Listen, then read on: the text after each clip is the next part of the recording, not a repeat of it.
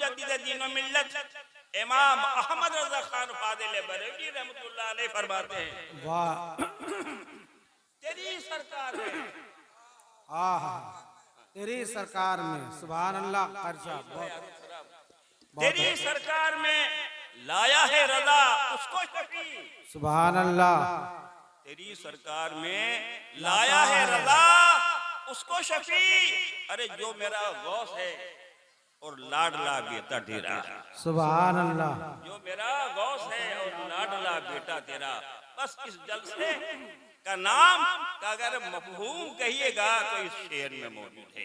एक बार और जी लगाकर दरूद पढ़ो मोहब्बत से, अल्लाहुम्मा सल्ली अला सय्यिदिना व मौलाना मुहम्मद व बारिक व सल्लिम सल्लु अलैहि सल्लल्लाहु तआला अलैहि व आलिहि वसल्लम। एक बात, वो बेटे जिन बेटों ने अपने वालिद अपने बाप की रूह को सवाब पहुंचाकर खुश करने के लिए इस अज़ीमुश्शान जलसा का इनेकाद किया है, और जो भी हमारे जवान नौजवान है वो भी ध्यान देकर के सुने कि फरमा बरदार बेटा, फरमा बरदार बेटा, नेकोकार बेटे की पहचान क्या है? फरमा बरदार बेटा, नेक बेटे की पहचान क्या है? सुन लीजिए, बेटा जब बाप हो या माँ हो, बुढ़ापे में पहुंचे, अगर वो बीमार पड़ जाए तो उसका इलाज करावे। अगर बीमार पड़ जाए तो उसका इलाज करावे और जी भर के उनकी खिदमत करे। जिस चीज की जरूरत है वो पूरी करे, यानी हर मुमकिन ये कोशिश रहे कि मेरे वालिद या मेरे वालदा, मेरे बाप या मेरी माँ मुझसे खुश हो जाए। ऐसा किया, और जब बाप हो या माँ वो इंतकाल कर जाए, वफात पा जाए, तो उसके बाद उस बेटे को चाहिए कि हर नमाज के बाद जब अपने लिए बख्शिश की दुआ करे, तो मरने वाला बाप हो या मरने वाली माँ हो, उनके लिए भी बख्शिश की दुआ करे और हमेशा उसके रूह को ईसाले सवाब करता रहे। तो जो बेटा ऐसा करेगा, ये पहचान है कि वो बेटा नहीं, ये इलामत है नेक बेटे का, ये पहचान है नेक बेटे का। मेरे नौजवान जो लोग हैं, ऐसा करोगे कि नहीं?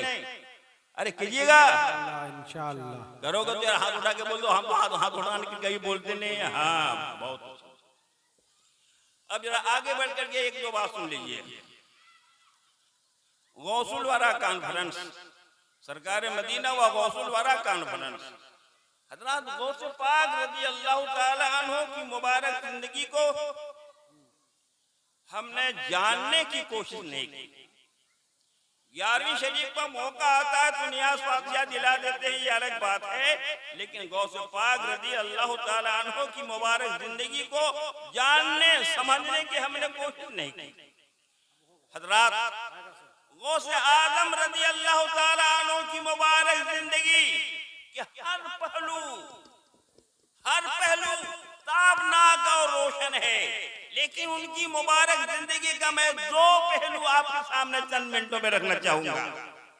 वाह, आपके अखलाक और आपकी गरीब परवरी, गरीब नवाजी, ये दो चीजें।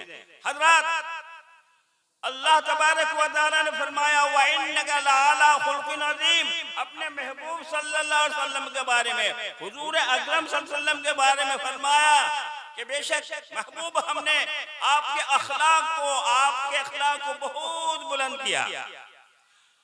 अल्लाह तबारक व तआला अपने महबूब सल्लल्लाहु अलैहि वसल्लम के अखलाक को बहुत बुलंद फरमाया है, अल्लाह ने फरमा दिया।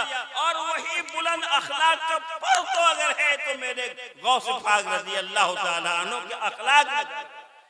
वाह, आका करीम सल्लल्लाहु अलैहि वसल्लम के अखलाक के हसना गौस पाक रज़ी अल्लाह ताला अन्हु के अखलाक में झलक रहा है, चमक रहा है।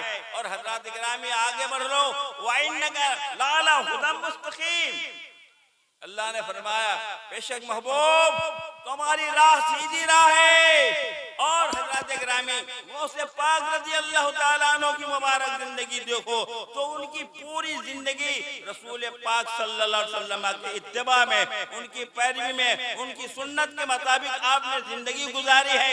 और अल्लाह तबारक व तआला ने गौस पाक रज़ी अल्लाह ताला अन्हु को बहुत बुलंद और ऊंचा मकाम अता फरमाया।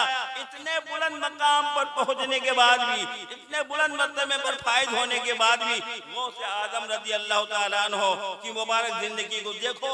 आप गरीबों के साथ बिला झिझक बैठ जाते थे, आप गरीबों के साथ बिला झिझक बैठते थे और ज़ईफों और कमजोरों की मदद फरमाते थे, बेवाओं के साथ देते थे, यतीमों पर शफकत करते थे। क्यों करते थे? कि ये मेरा आका करीम सल्लल्लाहु ताला अलैहि वसल्लम की आदत शरीफा थी। आपने गरीबों की मदद फरमाया, आप बेसहारों के सहारा बने, आप यतीमों के वाली बने, आप बेवाओं के मुलजावा मावा बने। हजरत गिरामी वही जिंदगी का अक्स और साया गौस पाक रज़ी अल्लाह ताला अन्हु की मुबारक जिंदगी में नजर आ रही। अगर हम और आप गौस पाक के मानने वाले हैं सही माने में, तो गौस पाक रज़ी अल्लाह ताला अन्हु की मुबारक जिंदगी को अपनी जिंदगी के सामने रखें। हजरत और जरा ज़हन को हाजिर करो और समझो एक बात। आका करीम सल्लल्लाहु ताला अलैहि वसल्लम से कुफार और मुशरिकीन ने कहा था कि ए मोहम्मद, आप नबी होने का दावा करते हैं, आप नबी होने का दावा करते हैं। अगर आप नबी होते तो आपकी हवेली होती, आपके आलीशान मकान होते, आपके मतलब के यानी खजाने होते, आपकी तिजोरिया में सोने और चांदी के सिक्के होते, आपके बागात होते, ये सारी चीजें आपकी होती अगर आप नबी होते। तो मेरा आका करीम सल्लल्लाहु अलैहि वसल्लम ने उन कुफार और मुशरिकीन को जवाब में क्या फरमाया था कि लोगों सुन लो, अरे मेरी नबूवत को आलीशान महल में मत तलाश करो, यानी किसी हवेली में मत ढूंढो, सोने और चांदी के खजाने में मत तलाश करो और तिजोरियों में मत तलाश करो। अरे मेरी नबूवत को अगर तलाश करना है तो गरीबों के दिल में तलाश करो। वाह सुभान अल्लाह। हजरत यही वजह थी कि गौस पाक रज़ी अल्लाह ताला अन्हु गरीबों, मजबूरों और कमजोरों, ज़ईफों, बेवाओं, यतीमों के साथ उनके यानी उनके साथ अच्छा बर्ताव करते थे, उनकी खिदमत करते थे। अल्लाह की मखलूक की आप खिदमत करते थे, उससे आपको रूहानी खुशी हासिल होती थी। क्योंकि ये हदीस कुदसी है, अल खल्क़ु अयालुल्लाह, कि ये मखलूक जो है अल्लाह के कुंबा है, परिवार है।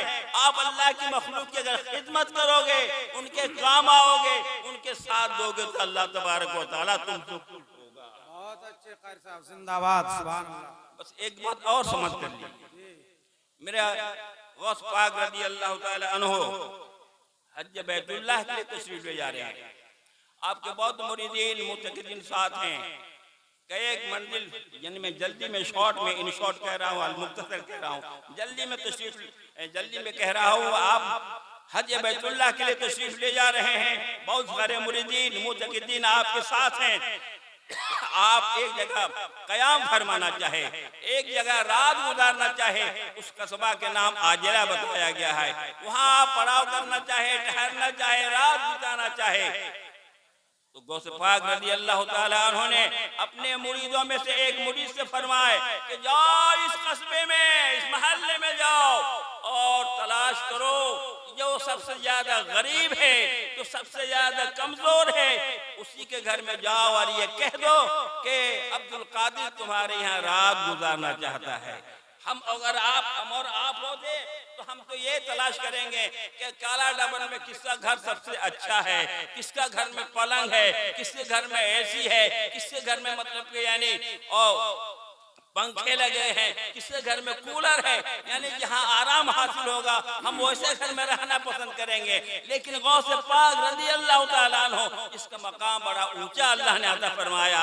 आप क्या फरमाते हैं कि पूरे मोहल्ले में, पूरे कस्बे में जो सबसे ज्यादा गरीब है उसे जाके कह दो कि आज की रात अब्दुल कादिर तुम्हारे यहाँ गुजारना चाहते हैं। हजरात गौस पाक रज़ी अल्लाह ताला अन्हु उस गरीब के घर में तशरीफ ले जाते हैं। एक छोटा सा टूटा फूटा घर था। गौस पाक अपनी चादर देते हैं, बीच में उसे पर्दा कर दिया जाता है। गौस पाक एक तरफ अपने मुरीदों के साथ ठहरते हैं और वो गरीब आदमी, वो और उसकी बीवी और एक बच्ची थी, एक साथ ठहरते हैं। हजरात मोहल्ला में, कस्बा में जब खबर फैल जाती है, रईस लोग, अमीर लोग आते हैं कि हुजूर मेरे यहाँ तशरीफ ले चलिए, मेरे यहाँ तशरीफ ले चलिए, मेरे यहाँ तशरीफ ले चलिए, वहाँ आराम होगा, रहने सहने में दिक्कत ना होगी। गौस पाक ने फरमाया कि मैं रात इसी गरीब के यहाँ बिताऊंगा, रात में इसी गरीब के यहाँ गुजारूंगा। रात जब बड़े पीर किसी के यहाँ नहीं गए तो कस्बे के अमीर लोग, रईस लोग, मालदार लोग तोहफा और तहाई पेश करने लगे। माल और जर का ढेर लग गया, हत्ता के जानवर तक लोगों ने आगे खड़ा कर दिया। हजरात रात बिताते हैं गौस पाक, और रात बिताने के बाद जब सुबह होती है तो गौस पाक को माल की क्या जरूरत थी, उसे सोने चांदी के सिक्के की क्या दरकार थी। गौस पाक फरमाते हैं उस गरीब इंसान से कि ये सारा माल तुम्हें मुबारक हो, मैं चलता हूँ। हजरात अर्ज करने का मकसद मेरा ये है कि गौस पाक उस गरीब के घर में जब तक कदम नहीं रखे थे, वो गरीब था, गौस पाक ने कदम रख दिया तो उसी गरीबी। सुभान अल्लाह, नारे तकबीर, नारे रिसालत, सुभान अल्लाह। दूसरा रुख बहुत अच्छा चंद बातें सेहत का ख्याल रखें। एक बात देखिए, हाँ मुझे एक बात सुन करके बड़ी खुशी हुई है कि काला डबर के जवानों, नौजवानों ने, यहाँ के लोगों ने एक मदरसे का नींव रखा है बुनियाद। बड़ी अच्छी बात है, बड़ा बहुत अहम काम, बड़ा नेक काम है। हाँ ये अलग बात है, थोड़ा सा दुख भी है, इतना बड़ा काम शुरू किया, रखी है, बगल में खबर नहीं मिली, इसका दुख तो है। कचकरिए जाने बताना मैं ये चाहूंगा कि काला डाबर की मस्जिद को देखो किस कदर आलीशान है, कैसा गेट है, कैसा दरवाजा है, मार्बल, टाइल्स, कुमकुमे वगैरह वगैरह बहुत सारी मतलब की चीजें लगी हुई हैं। आदमी मस्जिद में दाखिल होता है तो तबीयत नहीं चाहती है निकलने के लिए। और मस्जिद के बारे में आका करीम ने फरमाया कि जन्नत की क्यारियों में से एक क्यारी है, जन्नत के बागों में से एक बाग है जो मस्जिद है। और दूसरी हदीस पाक ये है, आका ने फरमाया कि मस्जिद आखिरत के बाजारों में से एक बाजार है। अल मसाजिद सूक़म मिन अस्वाक़। आका ने फरमाया कि आखिरत के बाजारों में से एक बाजार है। अब आप लोग थोड़ी देर 5 मिनट अपने ज़हन को हाजिर करके मेरी बात सुनिए। हज़रात आखिरत के बाजारों में से एक बाजार क्या है? मस्जिद। यहाँ आखिरत का सामान, आखिरत की चीजें बिकती है और मिलती है। अब आपसे मैं ये कहना चाहूंगा कि आपको दुनियावी चीज की जरूरत पड़ जाए, दुनिया में काम आने वाले सामान की जरूरत पड़ जाए, आप बाजार जाओगे कि नहीं? बोलिए हाँ ना बोलिए। जी जी। अगर आपको आलू खरीदना है तो बरवा के बाजार जाएंगे, गोभी खरीदनी है बरवा के बाजार जाएंगे, सब्जी लेनी है बरवा के बाजार जाएंगे, कपड़ा लेना है बरवा के बाजार जाएंगे। यानी दुनियावी चीज अगर खरीदने को हो तो दुनिया के बाजार में आप जाएंगे कि नहीं? बोलिए हाँ ना बोलिए ना, बात समझ रहे कि नहीं? अगर दुनियावी चीजें खरीदनी हो तो दुनिया के बाजार में आपको जाना पड़ेगा। आलू खरीदना है आप बरवा के बाजार जाते हैं, लेकिन मैं आपसे ये कहना चाहूंगा आलू बाजार में पैदा होता है या कहीं खेत में पैदा होता है? आप सब्जी मतलब खरीदने के लिए बरवा के बाजार जाते हैं, क्या सब्जी मतलब कहीं बड़ी बाजार में पैदा होती है या कहीं बाहर खेत में पैदा होती है? कपड़ा मतलब के बाजार में खरीदने जाते हैं, कपड़ा बाजार में पैदा नहीं होता है, कहीं मिल में तैयार होता है। गर्ज के जो भी बाजार की चीजें हैं और हम उसे खरीदने जाते हैं बाजार में, वो चीजें वहाँ तैयार नहीं होती है, अरे तैयार कहीं होती है और वो चीजें बिकती कहीं है। तो हज़रात गिरामी अब जहन को हाजिर करके आप समझो कि मस्जिद जो है आखिरत के बाजारों में से एक बाजार है, आखिरत के सामान वहाँ बिकती है, आखिरत की चीजें वहाँ बिकती है। लेकिन हज़रात गिरामी जो चीजें आखिरत के बाजार में बिकती है या मिलती है वो चीजें मस्जिद में तैयार नहीं होती है, वो चीजें मदरसे में, बहुत अच्छा, नमाजी मदरसे में तैयार होता है, नमाज मस्जिद में पढ़ता है। ना लोग वजू करना मदरसे में सीखता है, जाकर के वजू मस्जिद बहुत अच्छे, सुभान अल्लाह। हाथ करना मदरसे में सीखता है और पाक साफ होकर के मस्जिद में जाया करता है। हजरत ग्रामी सुन लो, तैयार होता है मदरसे में और पीछता है, मतलब कि यानी सुभान अल्लाह, सुभान।